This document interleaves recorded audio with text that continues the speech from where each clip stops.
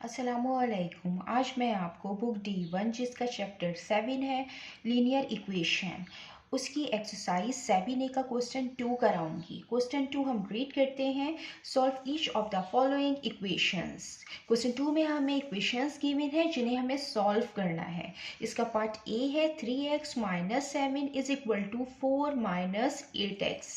इसको हम इस तरीके से सॉल्व करेंगे कि जो x की वैल्यूज़ हैं हम उनको एक साथ लिख लेंगे और ये जो कांस्टेंट है हम उनको एक साथ लिख लेंगे। इसमें हमें x की वैल्यू फाइंड करनी है तो ये इक्वेशन सॉल्व हो जाएंगी। ये 3x है, यहाँ पे हम 3x एज इट इज लिख देंगे और ये जो -8x है जब ये दूसरी साइड पे जाएगा तो ये +8x हो जाएगा।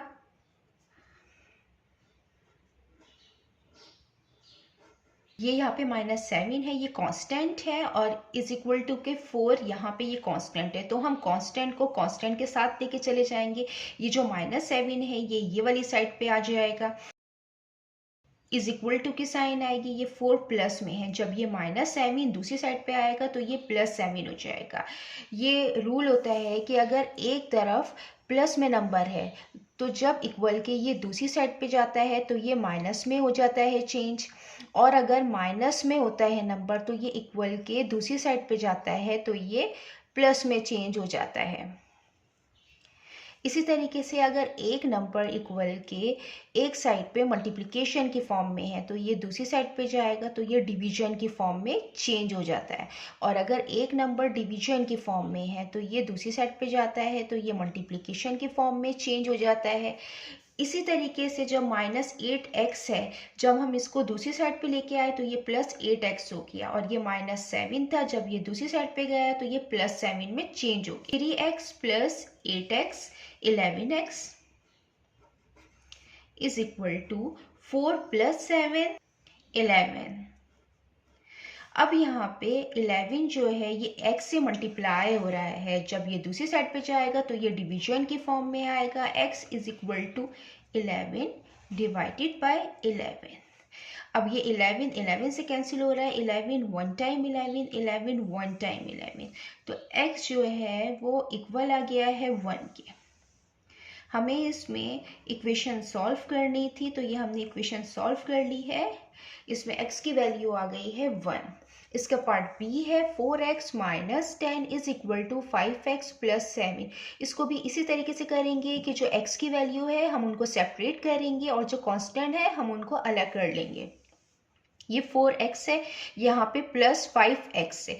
जब 5x जब इस तरफ आएगा तो ये प्लस में था तो ये माइनस में हो जाएगा, और जो -10 है जब ये दूसरी साइड पे जाएगा तो ये माइनस में था ये प्लस में हो जाएगा, तो ये 4x एज इट इज़ आ जाएगा। 5x जब दूसरी साइड पे आएगा ये -5x हो जाएगा।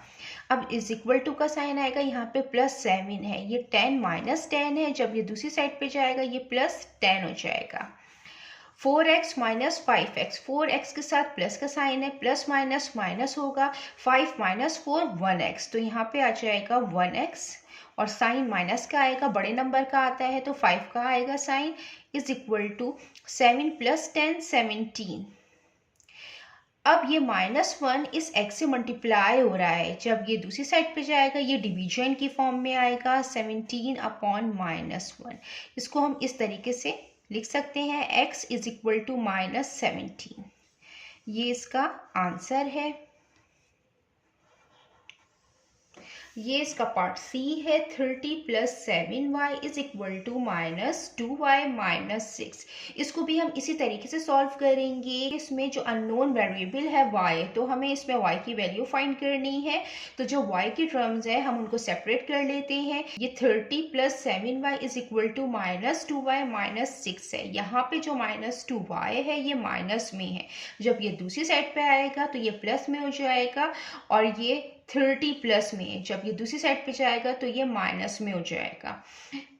तो हम यहाँ पे ये 7y है ये प्लस में है, ये -2y है, जब ये दूसरी साइड पे आएगा तो ये +2y हो जाएगा। ये इज इक्वल टू का साइन आ गया, 30 प्लस में है, ये -6 एज इट इज आएगा, यहाँ पे 30 प्लस में है, जब ये दूसरी साइड पे आएगा तो -30 हो जाएगा। अब जो y की टर्म्स हैं वो हमने सेपरेट कर ली हैं और जो कांस्टेंट टर्म्स हैं ये हमने सेपरेट कर ली हैं, क्योंकि जब हम ये इक्वेशन सॉल्व करेंगे तो हमें इसमें y की वैल्यू फाइंड करनी है। +7 और +2y है, तो 7 + 2 9y आ जाएगा is equal to minus minus plus होगा। 30 + 6 36 साइन माइनस का आएगा, दोनों के साथ माइनस साइन है। y is equal to 9y से मल्टीप्लाई हो रहा है, जब ये दूसरी साइड पे जाएगा तो ये डिवीजन की फॉर्म में आएगा।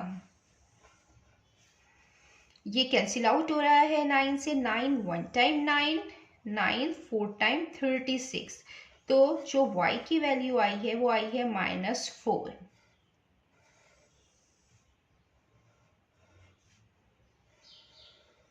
ये इसका पार्ट डी है। 2y - 7 is equal to 7y - 23। इसको भी हम इसी तरीके से सॉल्व करेंगे कि जो y की टर्म्स है हम उनको सेपरेट कर लेंगे और जो कांस्टेंट नंबर है हम उनको सेपरेट कर लेंगे। ये 2y प्लस में है, यहाँ पे 7y भी प्लस में है, जब ये दूसरी साइड पे आएगा तो -7y हो जाएगा। ये 2y - 7y हो जाएगा इज इक्वल टू यहाँ पे -23 है। ये कांस्टेंट जब दूसरी साइड पे जाएगा तो +7 हो जाएगा। ये +2y है -7y है, प्लस माइनस माइनस होगा, 7 - 2 5 y आएगा और साइन बड़े का आता है, 7 का आएगा माइनस का साइन इज इक्वल टू, ये माइनस प्लस माइनस होगा, 23 - 7 16 आएगा, साइन बड़े का आएगा, 23 का माइनस का। अब ये माइनस है, यहाँ पे माइनस है, तो माइनस से माइनस साइन कैंसिल हो जाती है। ये 5y है इज इक्वल टू 16, 5y से मल्टीप्लाई हो रहा है, जब ये दूसरी साइड पे जाएगा तो ये डिवीजन की फॉर्म में आएगा। ये 16 हो गया और ये 5 हो गया। अब ये जो y की वैल्यू आई है 16/5, ये इम्प्रॉपर फ्रैक्शन आया है। न्यूमरेटर में 16 है, डिनोमिनेटर में 5 है। ऊपर बड़ा नंबर है, जब ऊपर बड़ा नंबर आए नीचे छोटा नंबर है तो इस फ्रैक्शन को हम इम्प्रॉपर फ्रैक्शन कहते हैं। तो जब इम्प्रॉपर फ्रैक्शन आए तो हम उसको कन्वर्ट कर देते हैं मिक्स फ्रैक्शन के अंदर। तो हम इसको इस तरीके से चेंज करेंगे मिक्स फ्रैक्शन में।